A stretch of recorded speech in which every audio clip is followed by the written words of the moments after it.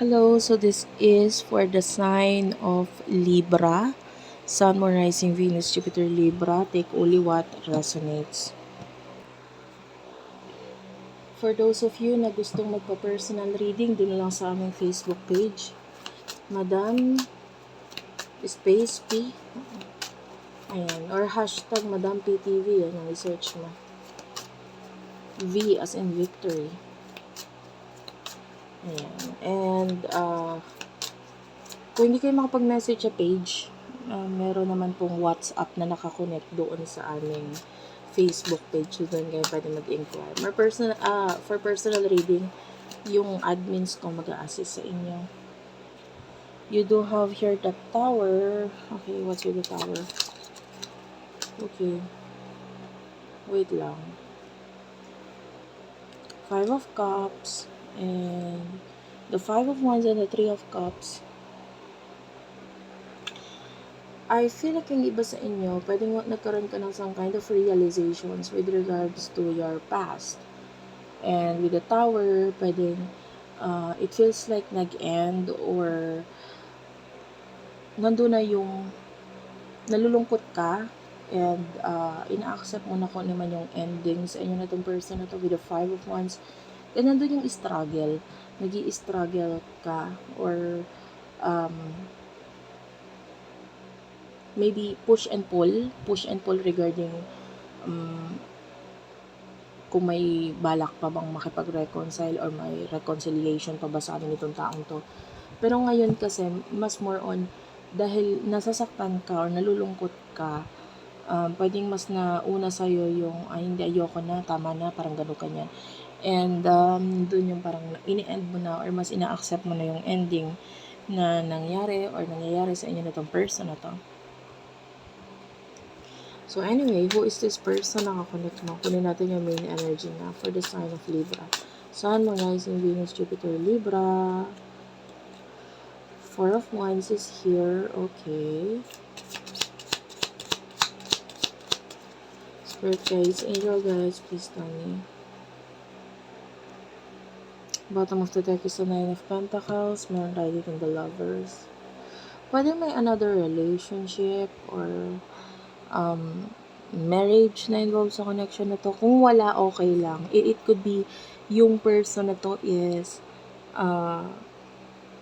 tinatry niyang ma-achieve yung success sa ngayon and I feel like nandun yung pagka-cut off dito sa person na to and part of you is naiinis ka doon kasi parang I feel like you need more explanation or gusto mo nang manghingi man lang siya ng tawad or man lang siya, humarap siya sa'yo, parang ganun. Pero wala ka kasing nakukuha mula sa kanya. So, nandun yung galit or inis or lungkot na nararamdaman mo. Kaya mas ina-accept mo na yung ending or reality dito sa connection ninyo. And yung person na to is I don't know, it feels like a best friend or friendly energy mula sa taong to. Okay lang kahit wala. But, anyway, especially if yung connection niya, your person is acting silly. And there are times din nung nagkakaroon ba kayong connection, naipapakita niya or nailalabas niya sa'yo yung kalokohan niya or naipapakita niya sa'yo yung mga bagay na parang gusto kanyang pasayahin, gano'n. And, for you, you find it corny. So, anyway, ano emotions din yung dalawa?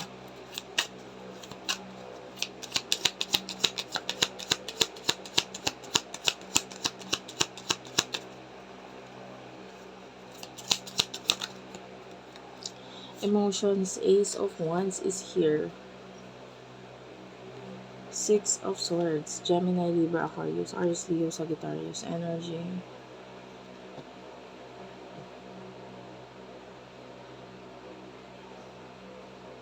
I see a lot of passion dito sa taong to.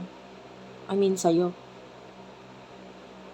I see a lot of passion. Pero you're moving on You're moving on.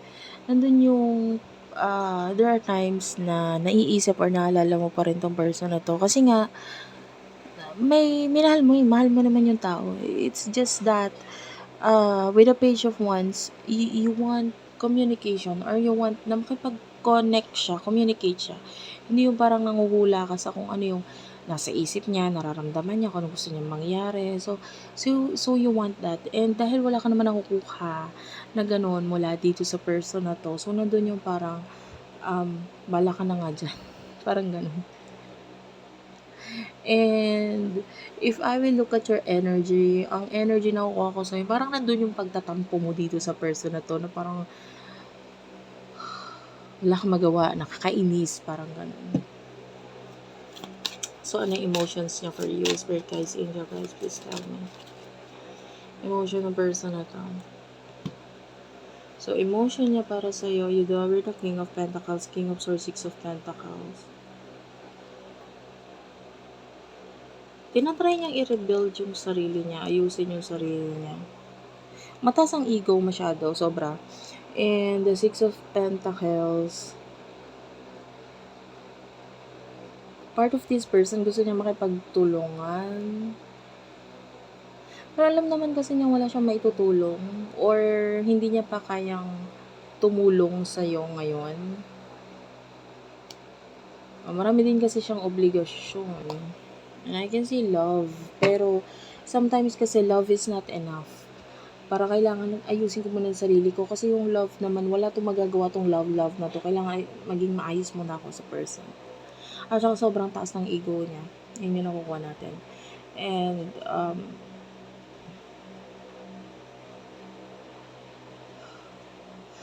medyo stubborn. May pagkatamad talaga itong person na to. Maybe tamad makipag-communicate, tamad, hindi niya, alam niya kung ano dapat niyang gawin, pero wala siyang ginagawa regarding doon. So, anyway, what will happen in the near future for the both of you? For the both of you. Two of Wands is here, followed by the, wait lang, High Priestess. Okay. Meron kang mas deeper knowledge or nakikita natin. Dahil sa experience mo dito sa person na to, somehow naging spiritual ka na person or nagkaroon ka ng higher learnings or malaki din naman na naitulong niya kasi somehow natuto ka, natutunan mo yung mga bagay na pwede may kinalaman sa spiritual. Yung iba, katulad niya, nanonood ka ng tarot readings ngayon, which is, kung hindi naman ito nangyari sa inyo, hindi mo ito gagawin. So, nagkakaroon ka ng mga ganon knowledge and ano tawag dito? Interest pagdating sa ganitong bagay. For your person, ang bottom of the deck, you do have the Ace of Swords. In the near future, meron tayo dito 3 of Swords saka 10 of Pentacles. Okay, so nakikita natin na okay. So, hindi niya rin matitiis. So, with the 10 of Pentacles, I can see this person na I don't know kung may kinalaman sa pera. Yung iba hindi niya matitiis yung bagay na may kinalaman sa pera. Kasi nandun yung Ace of Swords, isip siya ng isip regarding dito. Yung iba walang kinalaman sa pera, pero I feel like hindi kanya matitiis. Kasi medyo masakit para sa kanya yung nangyayari. And I feel like